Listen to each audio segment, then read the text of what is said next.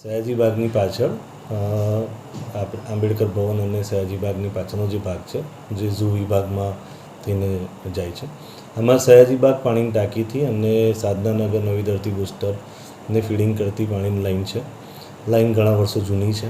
અગાઉ પણ લાઈનમાં લીકેજ આપણને જાણવા મળ્યું છે. આજે પણ એ બાબતે સમાચાર અને આ બાબતે મીડિયામાં આપના માધ્યમથી જ જાણવા મળ્યું હતું, એટલે તાત્કાલિક સ્થળ નિરીક્ષણ કરેલું હતું. કામગીરી અગાઉ આપણે લીકેજ માટેની કામગીરી હાથ ધરી હતી, જેમાં આપણે ઝૂ વિભાગની મદદથી અને ફાયર બ્રિગેડ વિભાગના તરફથી ત્યાં એમના સ્થાનિક તરવૈયા અને એ લોકોને સાથે રાખીને બેરિકેટિંગ કરી અને લીકેજ રિપેર કરવાની, લીકેજ શોધવા માટેની પ્રક્રિયા હાથ ધરી હતી. પરંતુ દરમિયાનમાં તે વખતે ક્રોકોડાઇલનો બ્રીડિંગ પિરિયડ ચાલતો હતો અને એટલા જ પટ્ટાની અંદર ક્રોકોડાઇલનો ડેન્સ વધારે હોવાના કારણે ક્રોકોડાઇલ્સે કામ નહોતું કરવા દીધું.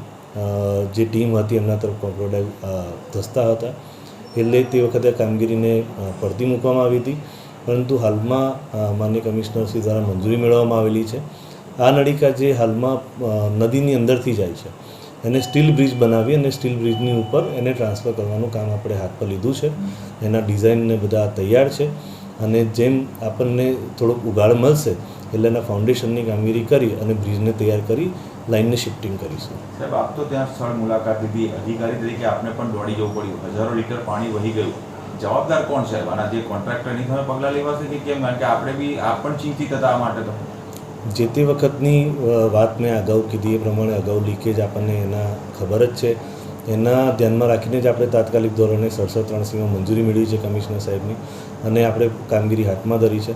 લાઈન ખૂબ જ જૂની છે અને જે તે વખતે ભૂતકાળમાં જ્યારે પણ એનું આયોજન કરીને નાખવામાં આવેલી હશે, એટલે આવા ઘણી બધી જગ્યાએ નદીની અંદર 2-4 અન્ય લોકેશનો ઉપર પાણીની ફીડર નળિકા રેલવે બેડ નદી બેડમાંથી પસાર થાય છે તબક્કાવાર. હાલમાં આને તો આપણે તરત હાથ પર લીધું છે, પણ આવનારા વર્ષોની અંદર ખૂબ ટૂંકા સમયગાળામાં આ રીતની જેટલી પણ ફીડિંગ નળિકા નદીની અંદરથી પસાર થાય છે તમામને સ્ટીલ બ્રિજ કરીને નદીમાંથી બહાર કાઢવામાં આવશે.